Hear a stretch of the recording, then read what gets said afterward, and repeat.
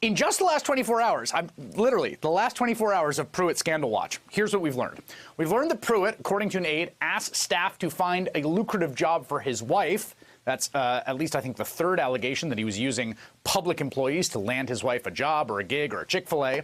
Also that he requested aid from senior officials in a dispute with his Washington landlord, who happens to be married to a lobbyist with business before the EPA. And that, according to a whistleblower, he maintained a secret calendar to hide his contacts with industry members and other controversial figures.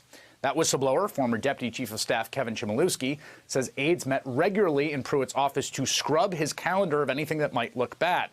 Despite all that, Pruitt still thought himself deserving of a promotion in recent months, at least according to a new report, directly asking the president to fire Jeff Sessions as Attorney General and replace him with Pruitt himself. Pruitt denied that report in a statement to NBC News. And joining me now is EPA whistleblower Kevin Chmielewski. Kevin, as folks are watching this and they see the backdrop there, let's start with something that I think I want to get clear and you want to get clear. You are a supporter of the President of the United States. You have no ideological or political axe to grind against him or his administration as you talk about your experience in the APA. Is that correct? Not at all. It's actually just the opposite. I'm still the biggest Trump supporter. I've been a lifelong Republican, and I'd go through a brick wall for the man today, including the vice president also. So let's talk about your time at EPA and Scott Pruitt. I want to talk about the calendars. It's not uncommon that agency heads will have two different calendars. There's a public calendar. These are all the things we're doing publicly. And there's a private calendar because, you know, you have meetings and staff get-togethers and things like that you don't put on your public calendar. But my understanding is there was something other than that going on during your time at EPA in terms of the schedule. Explain what was happening. Well, essentially, obviously, like you said, you have the two calendars, but there was a third calendar.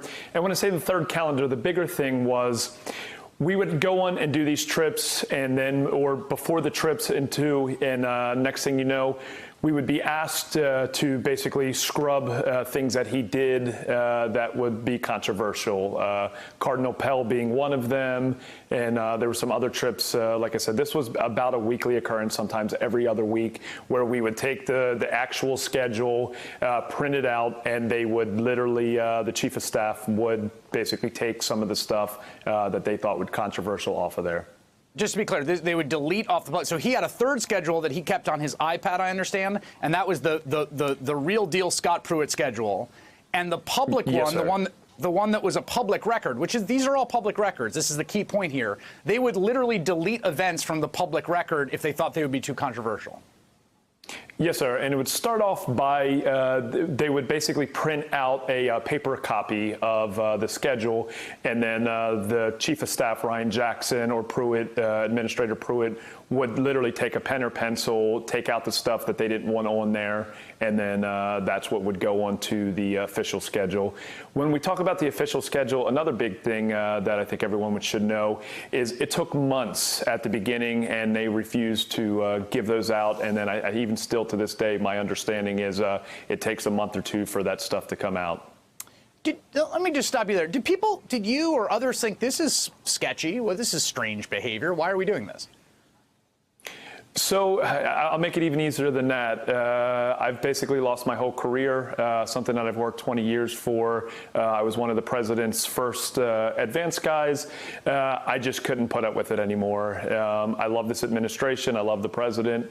But Scott Pruitt, I mean, everything I witnessed, I couldn't be a part of anymore. I mean, this is just one of dozens and dozens of things that he did that I just did not feel comfortable with. Not comfortable. I mean, it was just downright wrong.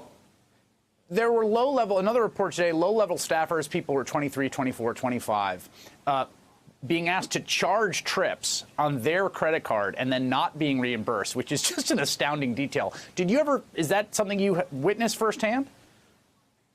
Absolutely. I actually saw where the chief of staff, Ryan Jackson, had to give one of the younger staffers, literally pulled six $100 bills out of his wallet and gave it to this young lady. Wait, what?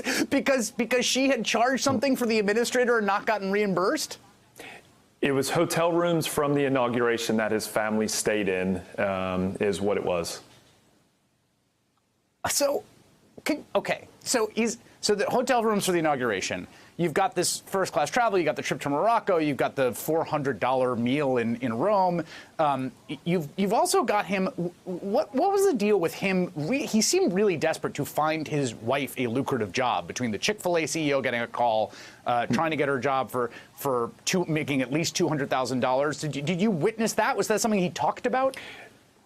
Yes, I heard about the Chick-fil-A a couple times. The one I heard about the most is apparently she's an interior decorator, and they tried numerous times to try to find her jobs around town in D.C. As an interior decorator. It was the one I heard most often. Again, by they, you mean public employees of the Federal Environmental Protection Agency, which are paid by public funds. Yes, sir. Other than myself, most of the core staff that was around him every day came from Oklahoma. And don't get me wrong, these people were great people. Still to this day, I'll say it. I wish they'd be a little bit more truthful and a little more upfront with what happened, because if so, there would be more people like me coming out. But 100% would have these staffers doing all of this stuff. And it was 3 or 4 of the key staffers that came with him from Oklahoma City. They're from Oklahoma City, most of which worked when he was the attorney general there. But these were all friends. These are all people that he brought from Oklahoma City. But on the public payroll, I mean, they work for us. They work for the American people.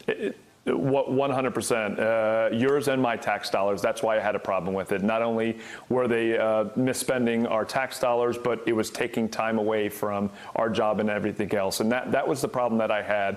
I mean, this thing happened once every while. It'd be one thing. This consumed days, weeks, months. So can I ask you a broader question here? I mean, everyone's sort of watching this, scratching their heads. I mean, you know, there are people who cut corners. There are people who get into public life and are careless. This seems like a very concerted, determined effort to grift, basically, to sort of get perks, to use public office, to land his wife a job, to get a sweetheart $50 a night lease. I mean, and also to be, you know, to talk in secret with people that he has to regulate. What is driving this? I mean, what is your assessment of the man's motives here? So I think everyone in life, it doesn't matter if you work at McDonald's or if you work at the White House, everyone tries to better themselves and try to use the situation they're in. But this went well above and beyond that. I mean, and the biggest thing where I knew that there was an even bigger problem is after, I heard earlier you bringing this up, after Secretary Price was fired. And that's when we all got together and said, enough's enough, guys. We're not going to do anything like that anymore. And in my opinion, Administrator Pruitt doubled and tripled down, and it got even worse. That's when the $100,000 a month private plane came in, and that was when I knew that was my last couple days, and that I had to be moved to a different agency, or quite frankly, have to leave. Well, that's interesting. So you're saying it's not, ignorance is no excuse right after the Price thing. People coming and saying, look, we're making decisions here that are exposing us. We got to stop doing this. He keeps doing it. But let me return to that question. What's the motive? Is he financially stressed? Is he desperate? Is he greedy? Is he venal? Like, why is he doing all this? I'd be lying if I said I obviously don't know his financial situation, but regardless, if he had a financial issue or not, I mean, all of us, you know, you can't do that type of stuff. I mean, when you're a cabinet level secretary, you cannot do that stuff. I mean, when my first couple days within the administration, I had to go through ethics training and courses. So did he. His were a lot more elaborate than mine. You can't say you didn't know. Every single one of us, from the lowest level to the highest level, knew the rules and regulations and the stuff that we couldn't do. If any of us would have done that, not only would we have been fired, more than likely also legal trouble. Final question for you. You are a big supporter of the president. Obviously, he has decided to not fire this man, despite the fact his infamous catchphrase is "you're fired." What if he's watching this, or if he sees a clip later? What's your message to the president? Should he fire Scott Pruitt? Absolutely. I joined this administration. I've been in politics 17 years. I've worked for people like Governor Mitt Romney, John McCain, President Bush, a whole laundry list of other politicians that I know, love, admire still to this day. The problem with this is I joined the Trump campaign even before his announcement, and why that was because of the whole message of draining the swamp. And not only did we not drain the swamp with this man, I think we put a bigger swamp creature in there. All right, Kevin Chmielewski, I really do appreciate you taking time tonight. Thank you very much. Of course, thanks for having me. Hey there, I'm Chris Hayes from MSNBC. Thanks for watching MSNBC on YouTube. If you want to keep up to date with the videos we're putting out, you can click subscribe just below me or click over on this list to see lots of other great videos.